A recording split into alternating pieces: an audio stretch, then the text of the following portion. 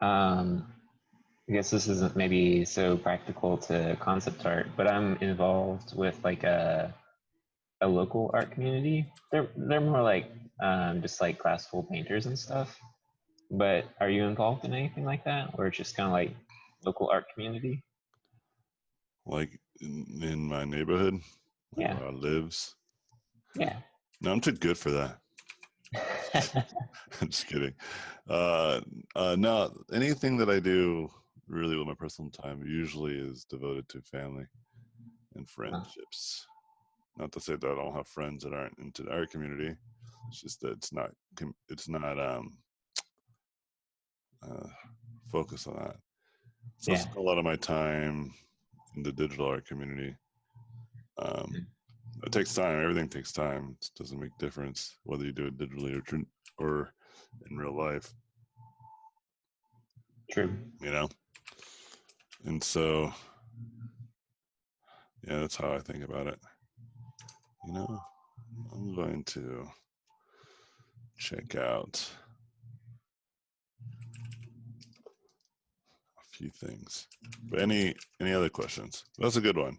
I think it's important to engage yourself in many different communities. What the? This is amazing.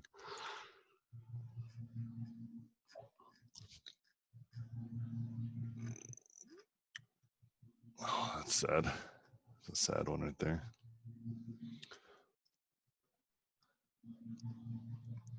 Any other things you guys want to talk about or ask about? Forgot to So, ask. go Uh, ahead. I just forgot to ask earlier. What part of the Discord did you want me to post in? oh, you just write to. Oh, for your images. Yeah. Feedback works. Okay. Cool. This is pretty cool.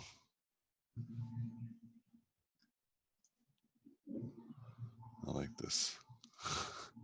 The hairs, there's so much hair, it's like bunching up. Seems like a hazard.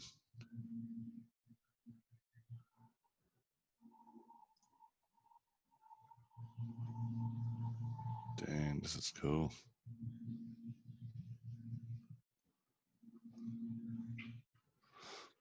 Um, anyways. Yeah, just the Discord should be fine. Thank you. Yeah, these are cool too. Then there was Carlo Leno. Does he have art station? I have no idea. He does. Sweet deals. I know he did one recently that I thought was amazing. It's pretty good. I've always liked the way he designs.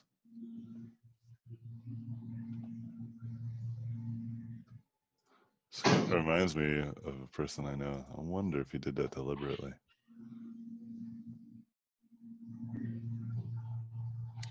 Um, does Steve have one?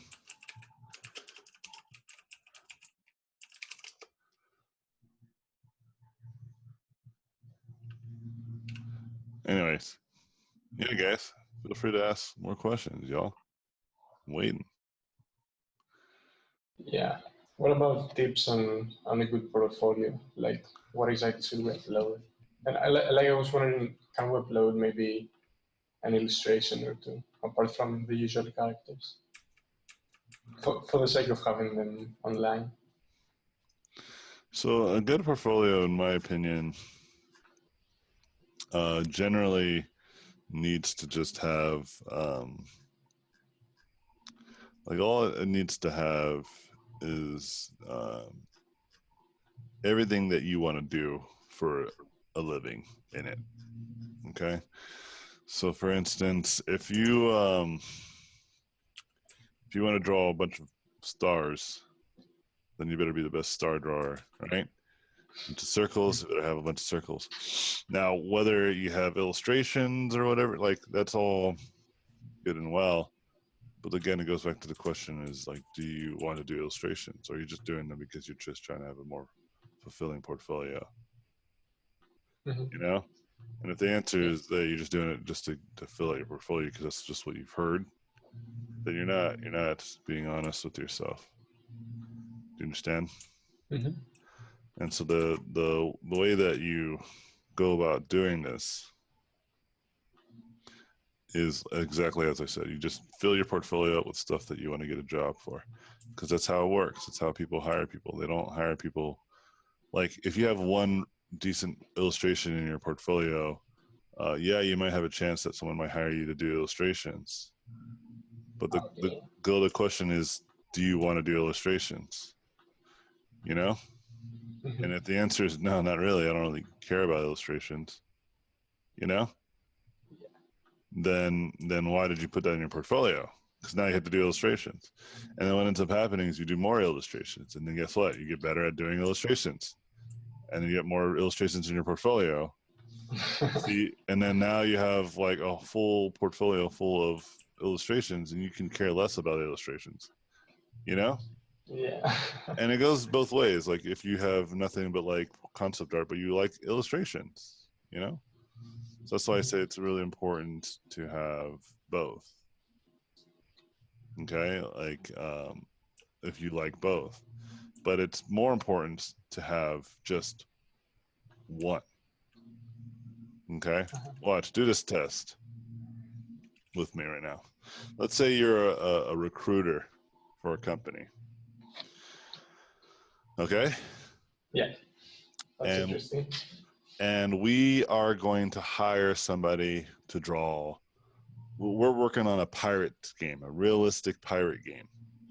Mhm. Okay? From what we see on ArtStation, who should we hire? Or even just take a look at. I'm asking. Like, look at all the images. Do you see one? Yeah, a few, I think. Yeah, my work's right there. So you can use the annotation Okay. thing. So you can use this little thing and you can draw, right? So don't use this artist.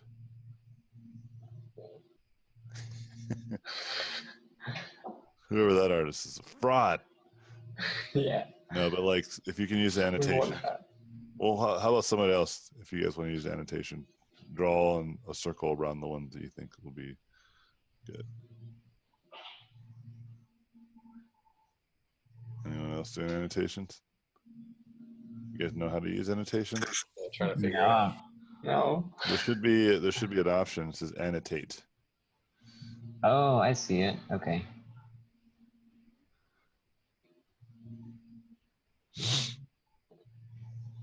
Where is that? I don't know where it is for you guys. For me, it's floating right here. There's the mic, there's the video, there's manage participants, there's sharing, there's pause, there's annotate, and then there's remote control. Got And it. we're looking for pirate artists to help design pirate stuff. Yeah, see now you guys are doing it. So let me click on this. Any others? Do you see anything else here? That would be useful. Maybe this dude. Okay, so let's stop now, right? So now think about that. Does that mean all these other artists are worthless and crappy artists? No, definitely not. No, we don't think that at all, do we? It's just not what we're looking for. Mm-hmm. It's not like, well, let's click on this person just to see, just to be sure. Maybe they have pirates. Like, no, we're looking for pirate stuff. So there's no point of even looking here, right? Yeah. This person has something. And so what do?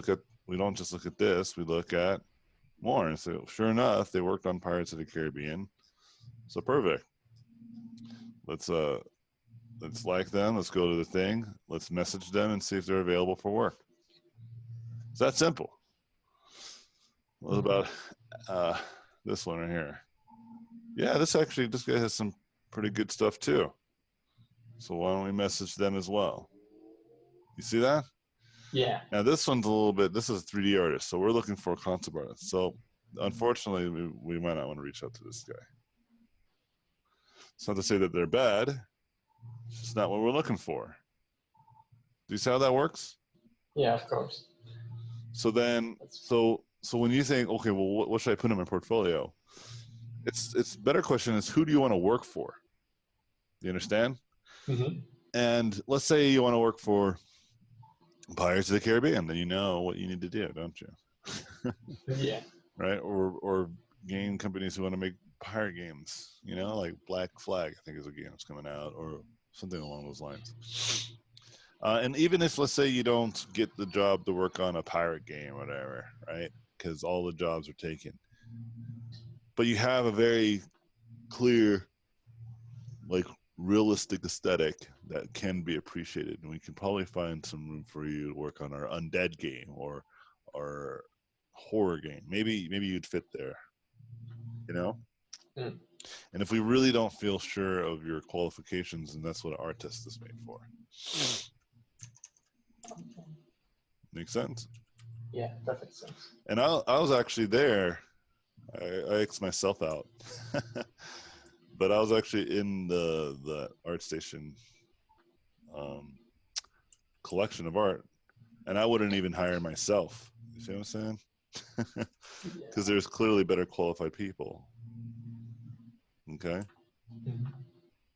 And obviously that's just kind of like a blanketed way of searching. Like, recruiters don't search that way. They don't just like, this is like, let's just keep refreshing the page, and hopefully there's someone who can do pirates.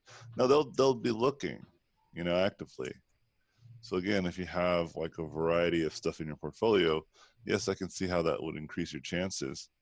But you're going against all the other people who have pirates in their portfolios, and some people just have nothing but pirates.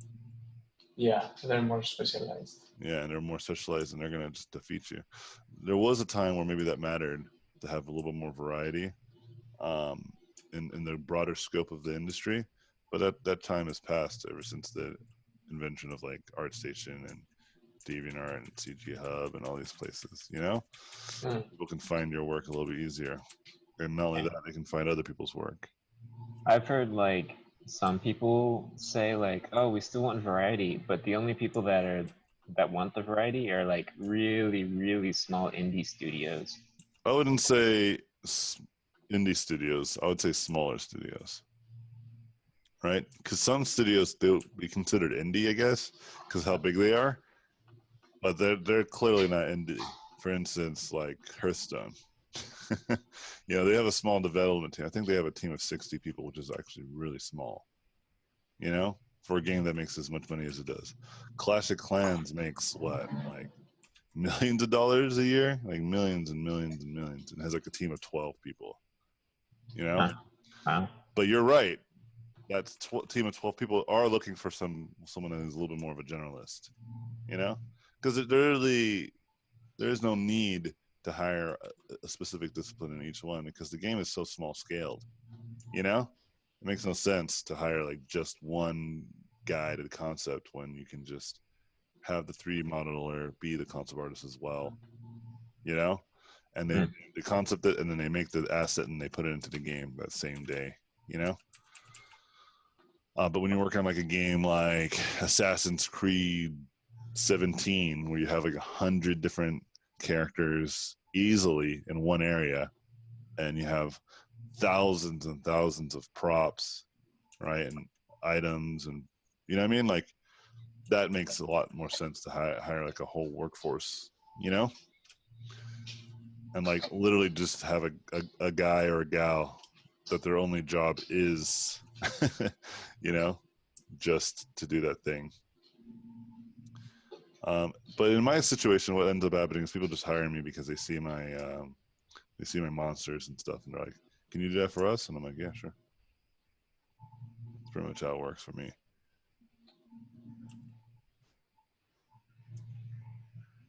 Yeah, I'm gonna get back into writing and creating movie pitches, and so for me, I'm actually looking into a really fast way for me to design, because I was making games, but I actually decided I'm going to switch my focus to creating educational platforms for children that are better and like are free. But I need a way to monetize outside of my club and outside of my school, that can help me give even a little bit more time. So selling movie pitches could help me with that. And I can do a second agenda, which is create stories that inspire people, you know? Yeah, sounds awesome. It's going to be hard though, but just because something's hard is no reason not to do it. So I'm trying to think of a way that I can just draw very simple looking characters. I don't think they, like, a lot of these Hollywood execs can care less if like the drawing is really immaculate, as long as it has some context to the story. I think that's all that matters. It is intimidating, but one time I talked to a student about this, and I explained it to them very simply. It's irrelevant. It's irrelevant that there's so many good artists.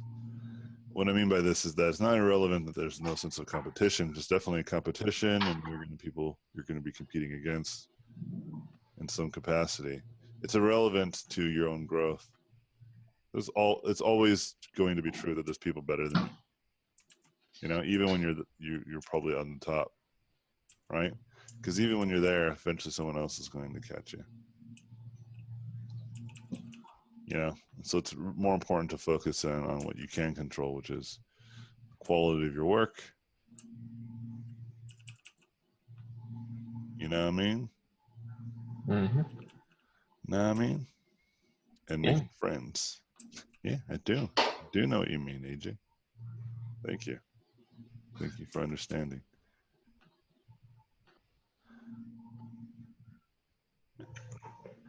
Any other questions? So I guess a critique of my stuff is that it's too impressionistic. Just like it's I guess just, would just you just needs kind more of save detail. that? Yeah, would you just kind of save that for like illustrative stuff and then just not really do that in design stuff, I guess? No, you got it backwards. Most of the times, illustrations need to be really well thought through, and concepts can be super sketchy. It's not a matter of like that's what you're going to be expected to do every time you work somewhere. It's a matter of creating range in your work. Because let me paint a few scenarios. What if one day you're working for a client and they ask you to paint, and it can just be sketch. You know, we don't really need you to do much. We just need to get the idea. So you do it. You do exactly what you did. In fact, maybe even the artwork you did before you submitted today was fine. Mm-hmm. You know, and then you're good, right? And like you just submit it, and they like it, and they're like, "Great, thank you," and then you go about your day. You know. But what if they're like, "Okay, great, but we need you to push it a little bit further because our modelers are going to need more information." Then you're kind of screwed if you don't know how to take your paintings further, right? Yeah. Okay. So it's not necessarily bad. It's just I need to be able to do both. Yeah. So the best way to explain it, even beyond what I just said, is don't cater to the lowest common denominator. Do you understand what I mean? Yeah. Like, don't reach just the minimum standard. Does it make sense? Yeah. Yeah. You want to take it a step beyond. Yeah, you wanna have skills that are hard to replicate. That's what I'm trying to get at. Okay. Mm-hmm. And a lot of people, like, although I don't think it takes a lot of skill, truthfully, I don't think so, to finish a painting. It takes a lot of patience. Yeah. A lot of people just don't have it. And that alone can get you relatively farther than just having a good design. Like a good design that's well painted, like really sat down and just really went to town on it, is going to take you much further than just some cool paint. That makes sense? Okay. Yeah. And that's kind of what I'm trying to explain to you right now. Cool. Yeah, I agree that it seems tedious and boring, but that's kind of the point. You know? Like nobody wants to do the dirty work. Everyone wants to do all the fun, impressionistic paintings. But what I usually will follow that up with is that, like, when you do that, when you do paintings that are a little bit more elaborate, okay? Yeah. Okay. it's just harder to replicate. Okay, and it just demonstrates that you have a lot more patience than your average bear. That's all it means. Okay, and then when you start to become better and better, what will happen is that you'll understand a lot more about your own process. That makes sense? Yeah. So Okay. that means you also become more efficient at painting looser. Yeah, because I know where it's going down the road, I guess. Yeah, you become better and better and drawing even sketchier paintings. Okay. Do you understand? Yeah. And so there's a lot of value in just painting something really well. Yeah. So, like, beyond this class, I guess then, as I am practicing, just like kind of on my own, like, how much, I don't know, emphasis would you give on, like, say, doing those like quick thumbnails, and how much time would you try to devote to like those really, like, actually refining stuff? So that in practice, what you'll find is that you do more iterations and revisions than you do anything else. So the spending a lot of time on thumbnailing and resketching and redoing is something that you get a lot of practice doing when you work for the industry. Okay. So do that the most, but make sure that I'm also doing long drawings as well. Yeah, like have one that takes it to a finish. So you have the whole package. Is there, like, I don't know, some rough percentage that you'd say, like, oh, you know, like this much of your practice time should probably be for more finished pieces, or just not really? For every portfolio piece you have in your portfolio, it should have some quality to it. Yeah. Okay. That's all I'm gonna say about that. Like, no, I'm just saying, like, amount of time dedicated to like practicing. Like, I put 50-50. I've talked about this many times. 50, like I practice just as much as I try to finish work. Yeah. Okay.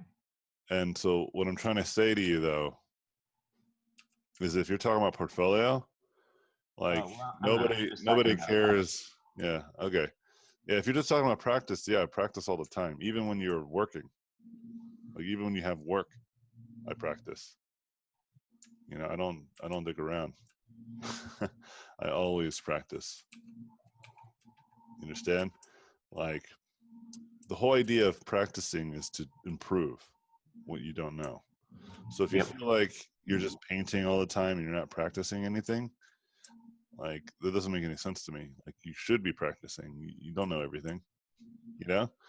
And when you want to learn something new, like you want to add like a new portfolio and you want to do that pirate designs, right, in your portfolio, that means you're going to have to study, reference, practice, do thumbnails, iterations, all that stuff to be better at painting pirates.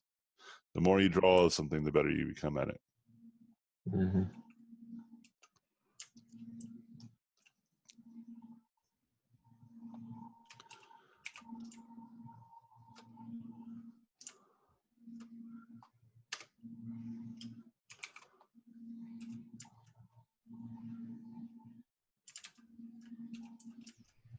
So, how many?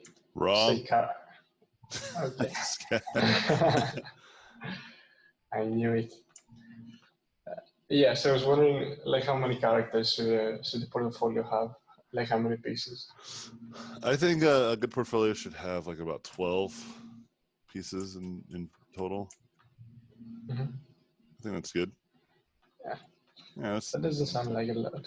Yeah, that's just I think the minimum, and then the most you can have, I think as many as you can show.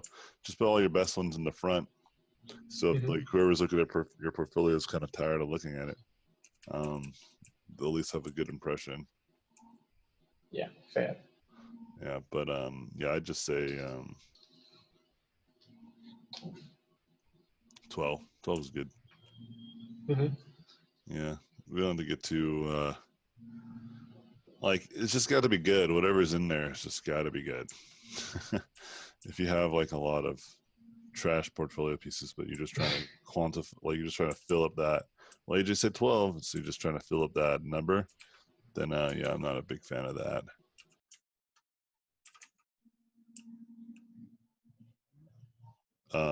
But if you're like, yeah, if you're trying to,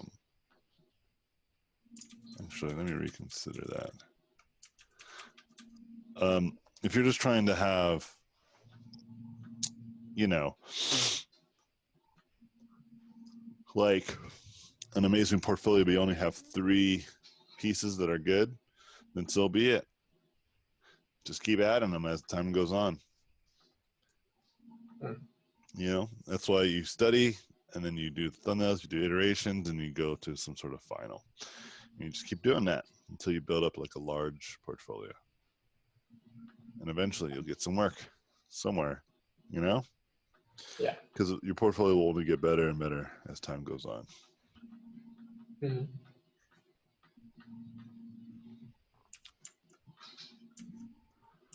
Yeah, but I practice all the time.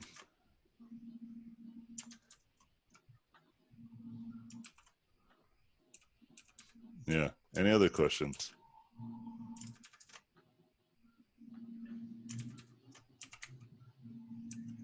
Yeah, I've got one. Sorry, I'm eating. Yeah, that's all good.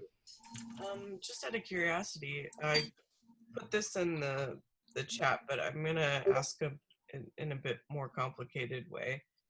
Have you noticed any artists that have bad habits that you think are kind of sending them backwards a bit? Are there anything like pitfalls that you've noticed?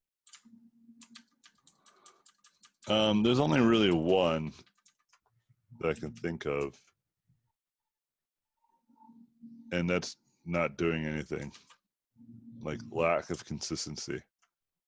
That's probably the biggest one, and the only one that people should really worry about. You know, I'm sure there's some other more damning ones out there, but on the surface, those ones are that one is like one of the harder habits I see students have a hard time with. Because even if you're practicing, like, let's say incorrectly, whatever that may mean, you know, as long as you're practicing though, then you're getting better. Do you understand?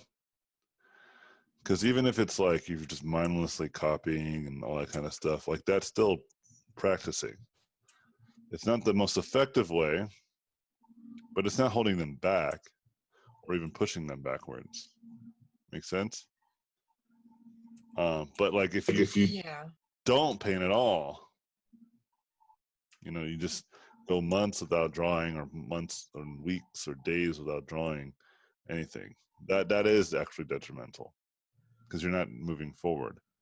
And it's the saddest one because there's a simple fact, like all you got to do is keep drawing. You know, really, that's really all you got to do, and eventually things will come together naturally. Now, if you're just drawing kind of like, I don't know, like the same old, right? Like things that you're very used to drawing, maybe there's something that could be challenged there, right? But at least you're still perfecting that thing, right? You might build a perfect style in your own way. You know, so it's still not bad. Okay, like truly doing nothing. Do you understand me? Like that is the thing that you want to avoid. You know? Yeah, I got you. So a good example. Excuse me. The good example that I found, let's say, using you as an example, was that like there was like a whole week, right, where you didn't submit anything. Remember? That's not a good habit. That's what I'm trying to get at. Okay. But then this week and the week before, you're submitting stuff, you know, and you got a lot more drawings. You're getting better. It's very subtle, and I wish it wasn't. I wish there was a way that you can like document it in a very clear and an accountable and progressive way, but life doesn't really work that way, you know. That's why, like, when people work out, it's best to check photos of yourself every month or two instead of every day, because if you do it every month, every day, or every hour even, like, it's just, you're never going to see the results. It's just so subtle. But if you just don't look at yourself in the mirror for like a month, or at least compare yourself to your previous picture that you took a month ago, you will almost always see a difference, and it'll become more than just nuanced. If you wait like 2 or 3 months to do it, you'll see again a more clear picture, you know. And I think art's the same way. Like, it's, if you take a snapshot today and you just keep drawing consistently for a month, and you try different tactics and try different strategies and learn different tools, and just try to do things that you want to challenge yourself, and then snapshot a month later where you're at, you'll see some progress. And then wait another month, snapshot again, another month, snapshot again, et cetera, et cetera. And then years will go by, and you will be able to look back and say, yeah, oh yeah, I improved for sure. You know? But that's just how it is. But the only thing you needed to do is to stay consistent. You know? Does that make sense? Yeah. Yeah. I mean, other than that, there's like little things and nuanced things that I can say, yeah, people could focus on, and it'll make their work better. Like, specifically like the studying stuff. I talked a lot about that already. You know, like different ways to study and practice. Like, there's definitely that's definitely something that could be perfected in a lot of different people's everyday art life. You know. Yeah, I gotcha. On that note, I was actually going to ask if there's any really, really basic exercises that you would recommend. For what? Explain yourself. Well, I guess I'd probably answer my own question in this case with, drawing shapes in perspective, and then assigning different base values to them, and then lighting them. Just little things like that you found to be helpful, aside from just find thing you're bad at, find reference for it, copy reference. That is the only thing though. That's like, don't make it any more complicated, because it's going to distract you. Find what you're not good at, and then improve upon that. You know, because you're not good at a lot of things. And so improving on a lot of things is just not sustainable, because you just won't. Because let's say you're painting a painting and you're doing it, and then you find that it just doesn't, it's just not really coming together. So you think, oh, it must be my anatomy. So you go practice anatomy for a week, and then you come back, and it's not because you think it was anatomy or you found that it was anatomy. You're just guessing. You're just like, well, I just need to practice fundamentals, right? Which is always going to be true. But like, you just practice your anatomy, and then you paint again. But maybe this time you add a little bit of color or whatever. And then now the painting again looks bad. And you're just like, well, maybe it was my color, because I added that. But you keep changing the variables. You're not really paying attention to what could make your painting better. But let's say you paint again, and this time you're paying attention. You're like, I'm painting. I'm going to write down what I'm really struggling with. So as you're constructing, you're realizing that you have a hard time constructing the forms, and that just screams out to you. And you're just like, oh, it's the forms. I need to just sit down and just fix my forms. So you practice forms, and then you come back and you do the same kind of drawing the same way, and you don't change anything. You just see if you can do it better. And then you see a little bit of improvement. You say, okay, maybe it is the forms. But then you start to witness that maybe my anatomy, the reason why I can't draw my forms well is because I don't understand the anatomy of the forms, or my forms that are made from the anatomy, right? So then you study anatomy, but not just anatomy, like just blindly. You're studying the forms of like the bicep and the tricep. Do you see the difference? Yeah, definitely. Because you're focused a little bit more on what you're trying to correct, instead of just like blanket, like, what should I just practice? You know? Because there's all kinds of things, but that doesn't necessarily mean overnight you'll improve. It's just like, and it's more the most discouraging way, because you'll do all the studying and then you go to try to do it yourself, and I'm sure you've experienced this, right? Yeah, definitely. And then you just feel like no results have been made. It's because it's unguided. It's like if I was playing football and I'm a wide receiver, right? And my job is to catch the football, right? American football, I run and catch the football. That's my job. And what I decided is like, well, I should practice the fundamentals. So I'll just do a bunch of push-ups. I'll just exercise. I don't think push-ups will entirely make me a better catcher. Do you see the point there? Yeah, I got you. It'll make me stronger, and it will help in some capacity, right? Maybe to push people off of me, right? Maybe to shove people out of the way once I've caught the ball, right? But if I keep dropping the ball and I'm doing push-ups as my solution, it's not the correct alignment to perfect this trade, you know? I see what you're saying. So instead I was like, well, I keep dropping the ball. Maybe it's just because like I don't keep my eyes on the ball. So I'm gonna keep my eyes on the ball this time. So I keep my eyes on the ball, and sure enough, yeah, I'm closing my eyes right before the ball contact. So I'm like, okay, I need to get over that. So I practice, like I have quarterback throw the ball at me. We'll start with something simple, like just toss the ball at me, like straight on. I catch it. He speeds it up, throws it faster and faster. Nothing fancy. I'm not jumping or doing behind my back or one-handed. Just practicing, just catching it. And once that's been done, right, then I'm like, okay, let's mix it up, add a new variable. Maybe now I'll do it running. But again, simple past, you know? Mm. You see kind of how the natural progression of improvement, you know? And then while all that training is happening, then yes, maybe I'm doing push-ups, squats, sprints, all these other things that are secondary. But I'm focusing on my major weakness as the priority of my day by day until I perfect it in some capacity. I do this with almost everything that I try to get good at. So I started jump roping, for instance, right?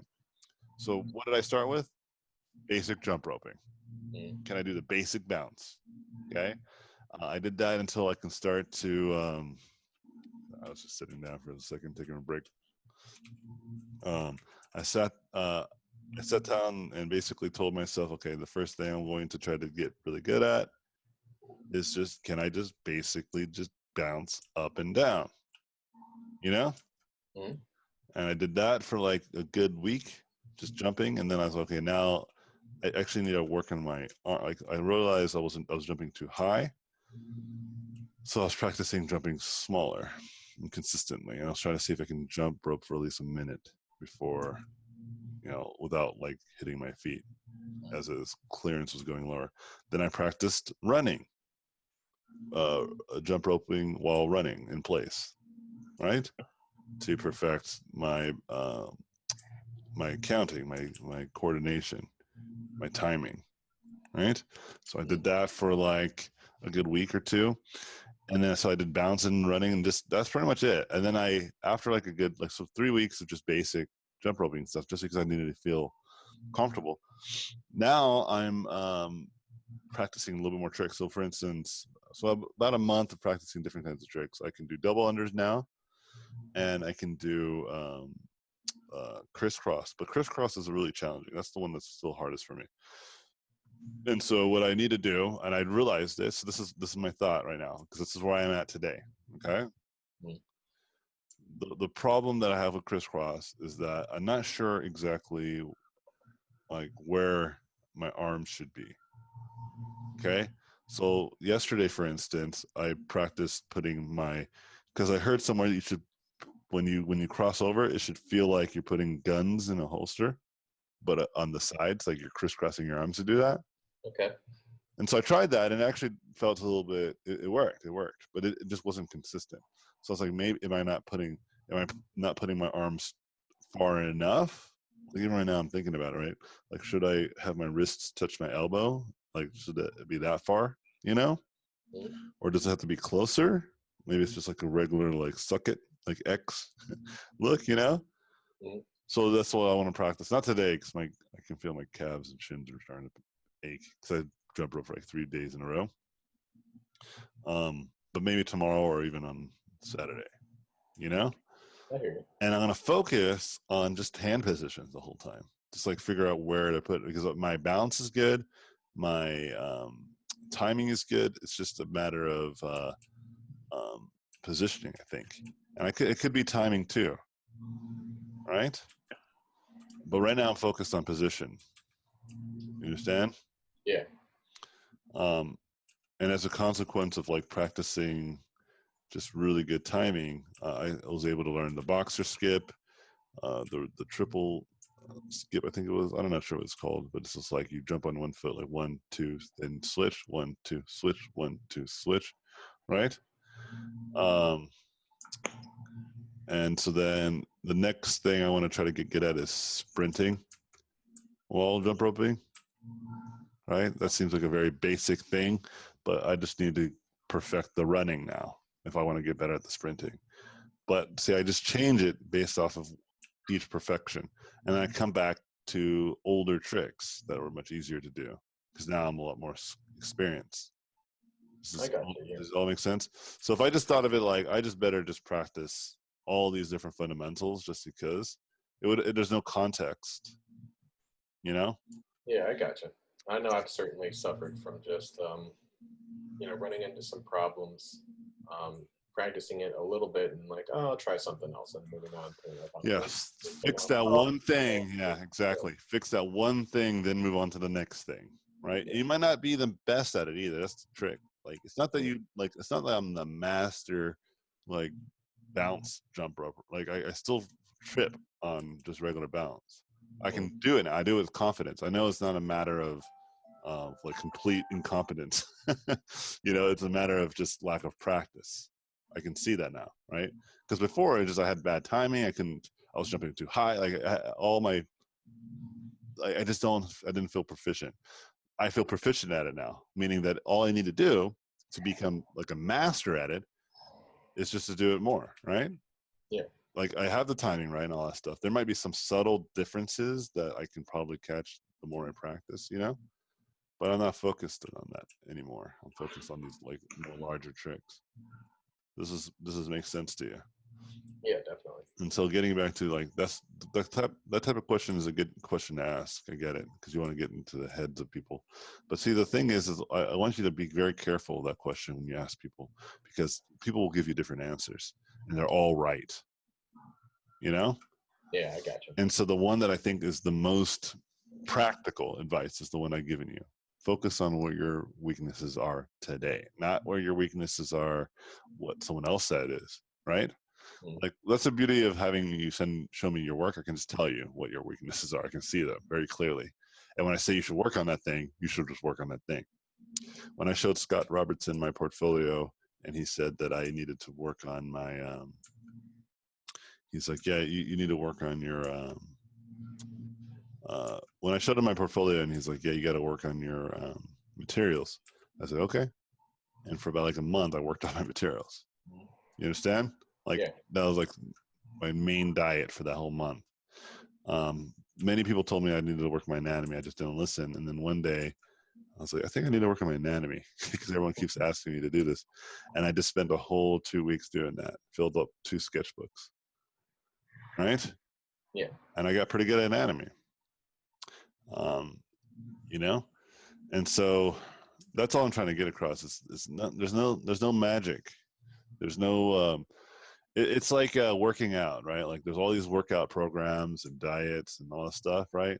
But everybody just knows, just eat right and work out often. That's it. It's like literally, like there's different ways to, let's say, become like a bodybuilder or like an extreme athlete, right? Then you're starting getting into some like crazy strategies and workout regimens and diet plans, right? But if you're just trying to be healthy, just move around and stop eating junk.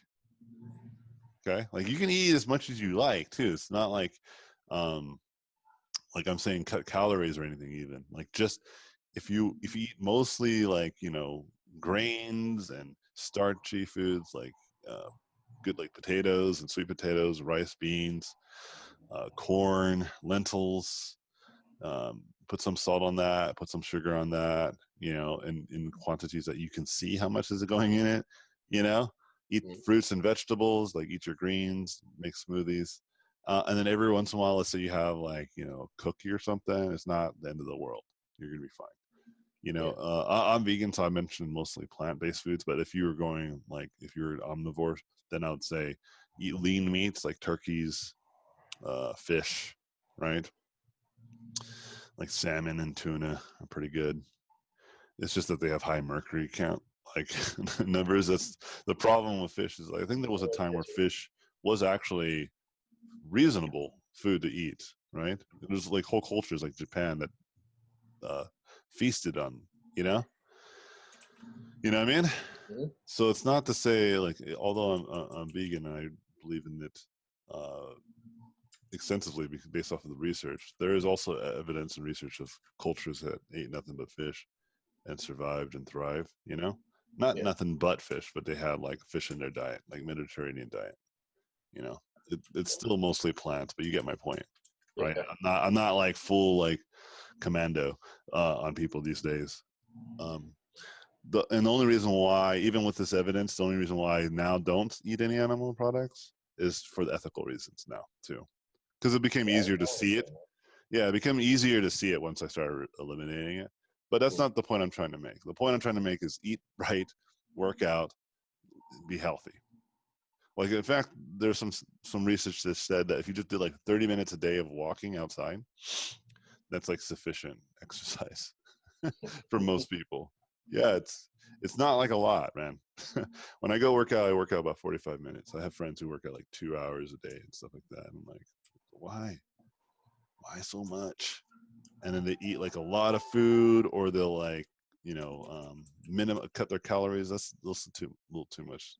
And I used to do that too, so I know. It wasn't like I haven't tried it. And I tried it. It's just I already work very hard to try to be a good artist and educator. Like I don't want to also just be like a bodybuilder. Like that's I just want to be healthy. You know, that's it.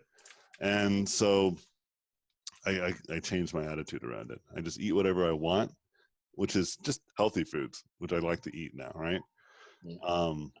And then and I eat as much as I want. Like if I'm hungry, I just eat. I don't get like guilty or anything.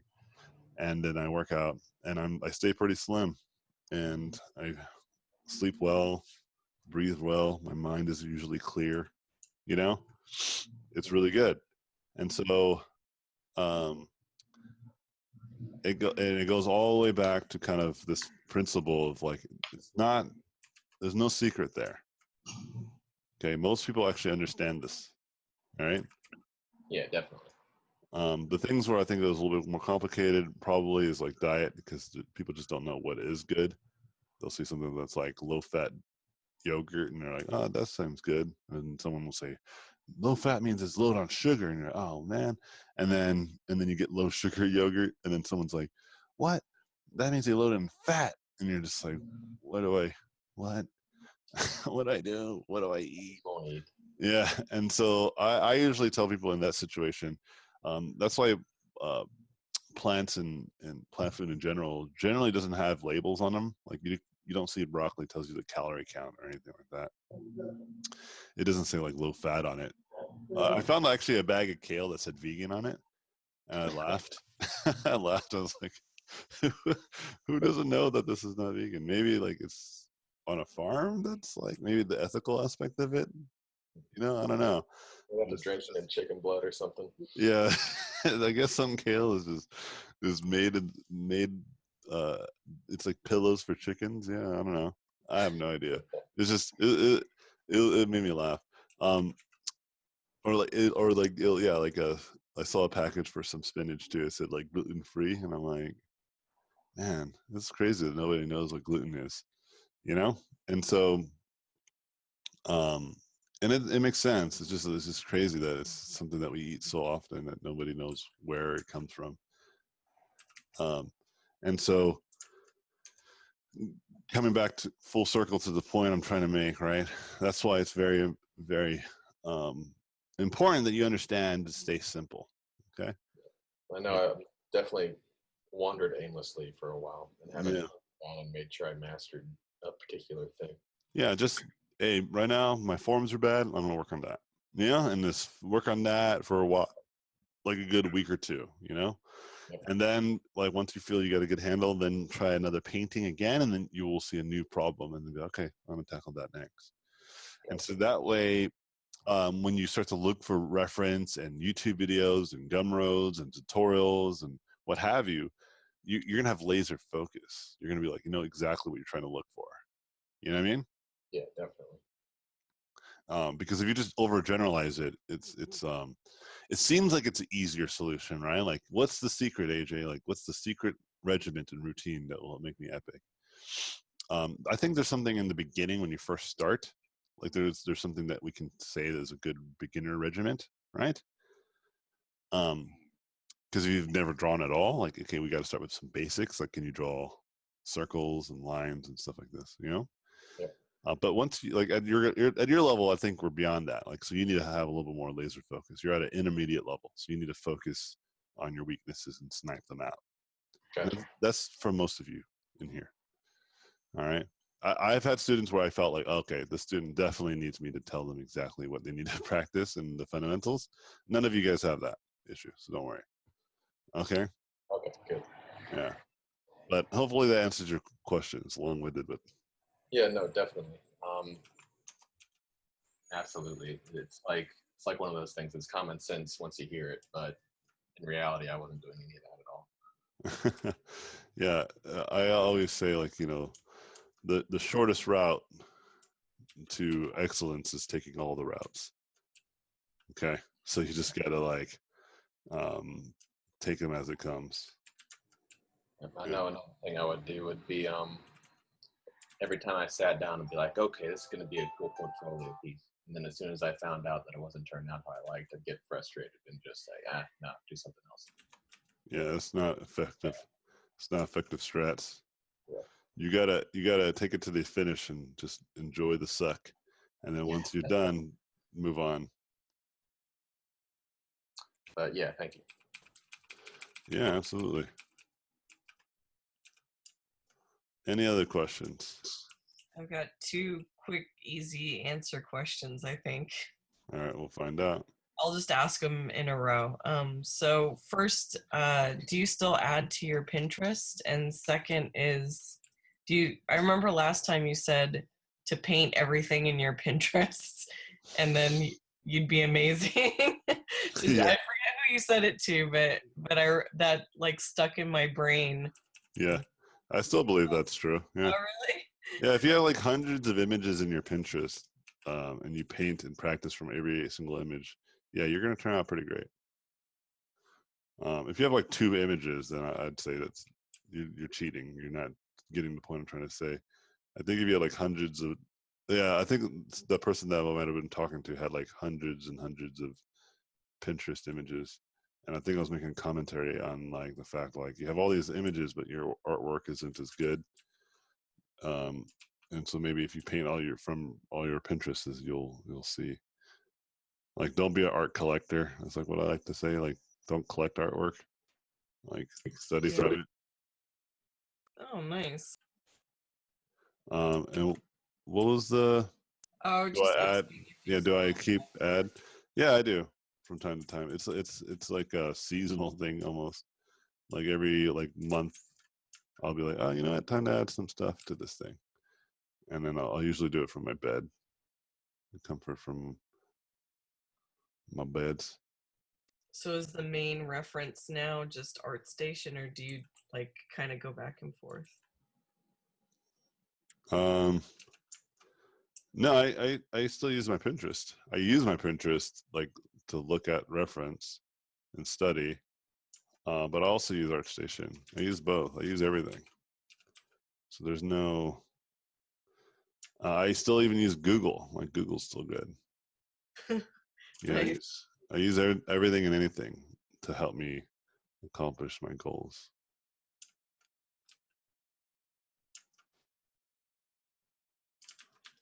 Yeah, I have a question too. You go for it. It's pretty philosophical, I think, but how, Wrong. harsh and strict should you be with yourself when you critique your own work? Like, there's at some point when I draw, I think, oh, well, it's looking good so far. I really like it, but then I finish it. If I bring myself to finish it, then I'm like, oh no, it looks so much worse than that I would be expecting, you know. And then, you know, I'm not praising myself for you know, the strong points of this drawing. I'm almost like, no, you should be better than that. You're so horrible at those things, you know. So you should never be so harmful to your work that it prevents you from doing more work. Okay? So it's okay to be critical. I think that's okay. I just don't think it's okay to be overly critical, right? And overly critical is in the name of it, like over, like you've done too much. So then what would too much be? Right? Mm-hmm. And too much to me,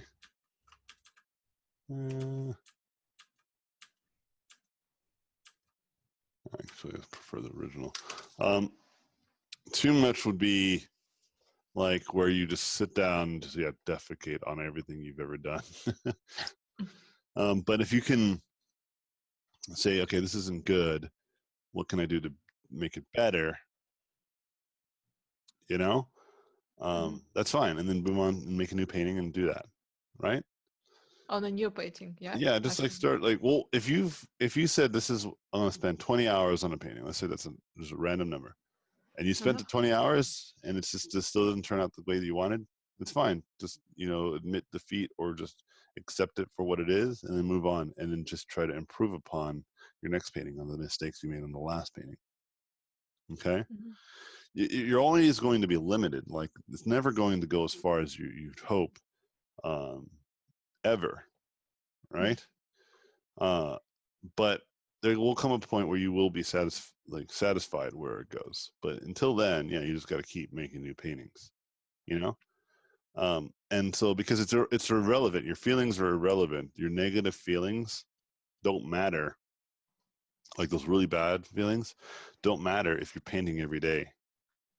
Mm-hmm. You know what I mean? It's irrelevant. It's like just literally your biology holding you down.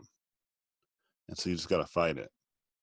And the best way to fight it is to try to use logic against it and be like, okay, listen, like clearly the more I draw, the better I get.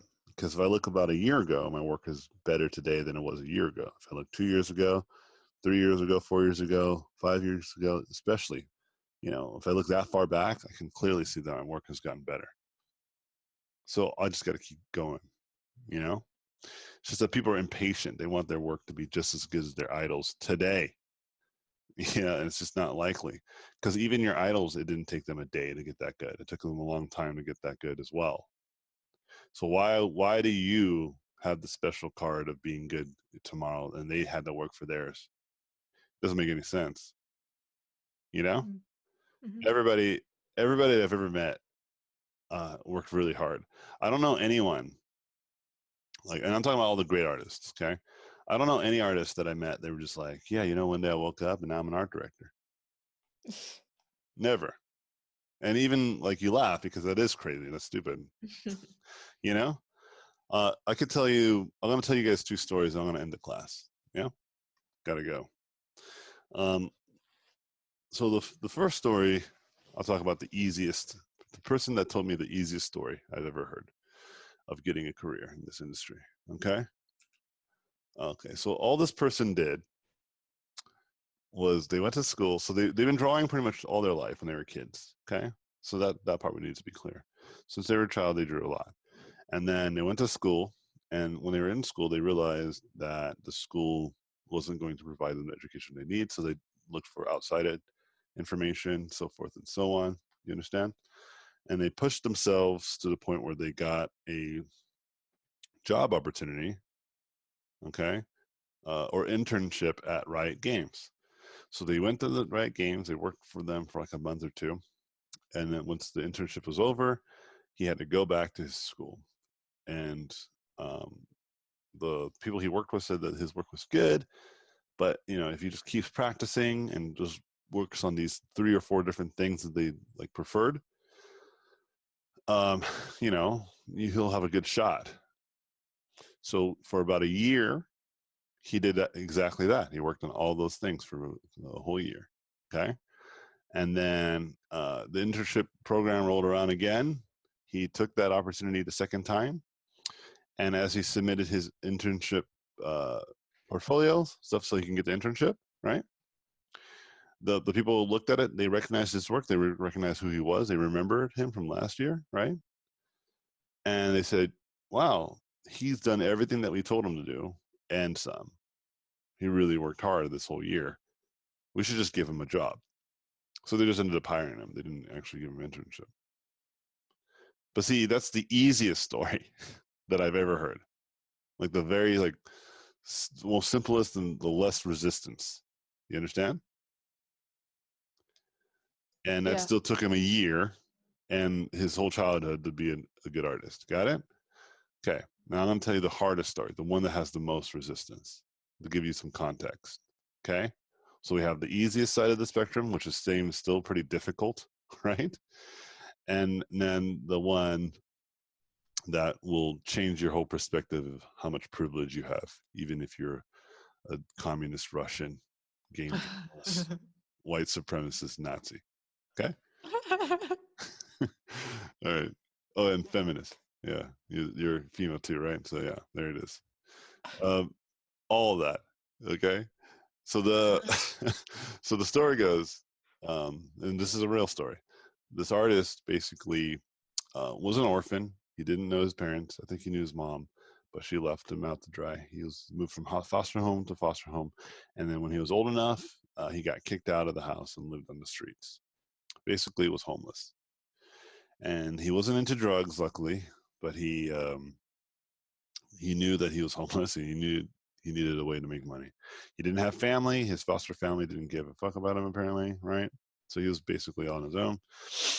And so he was good at drawing. He used to draw when he was going through some hard times. So he was pretty good at drawing and painting. So he took that as a way to make money. So he would do these street paintings, you know, the kinds that you see people do on the street, right? And sell them for food and shelter, minimum shelter from time to time.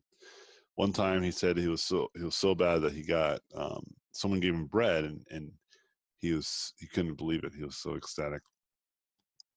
And you know, just to be charitable, he thought he would share the bread with his other homeless buddy that he was hanging out with, right?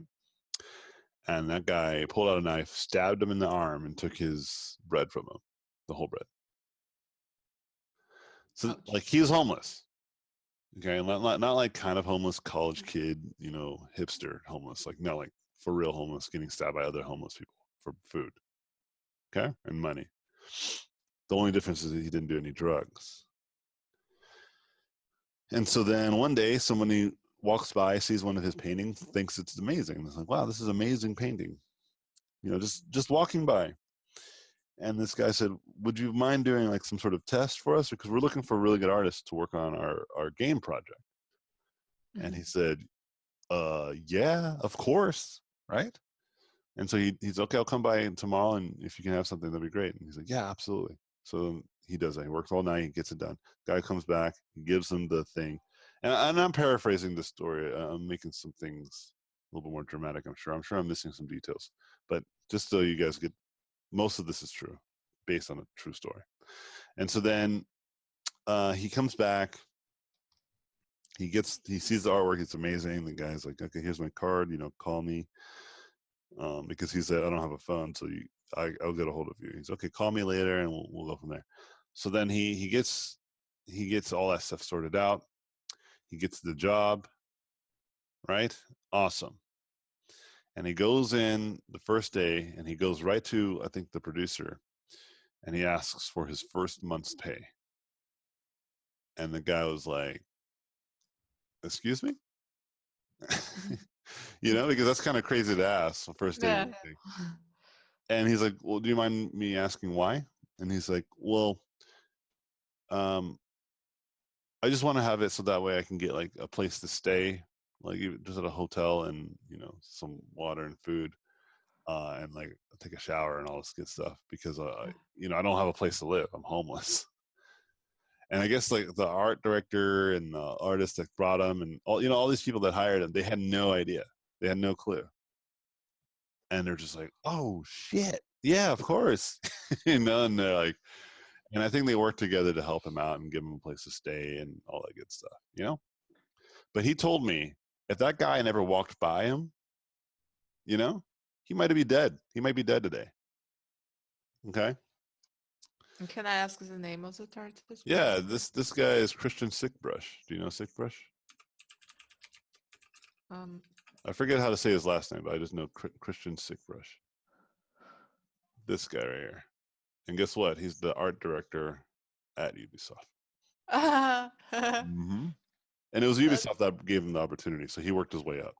I want to see a movie about his life. You know, I know, right? Filming worthy. But see, his situation's very clear. If he would have not had that guy walk by, he would have probably led a much different life. So none of you guys, I'm assuming, are homeless, okay? And a lot of you guys have access to the internet, and a lot of you guys have access to education and all this great stuff and these great tools. You understand me? He didn't, and he was very lucky he got out of there. One thing that he did have was that passion and that consistency to work, you know? And that's all I'm trying to make across. So I gave you one example of someone who just had it all, like he had a privileged life, but even him with his privileged life, he had to do something about it, right?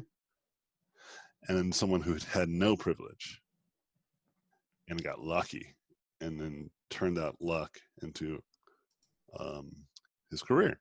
Got it? And most of you guys are somewhere in between the spectrum. I would say more closer to the privileged person than Christian, okay? But I don't discount some people's struggles, is all I'm trying to get at, okay?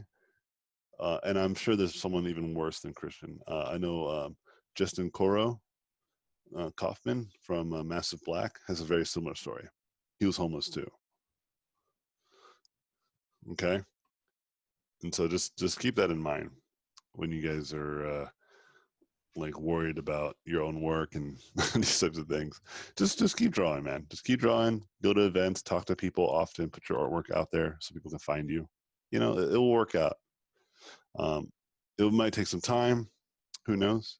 I remember I had a friend who was like that, Jeffrey. He was the same way. And then I told him the same thing. I told many of my other students. I had some students the other day.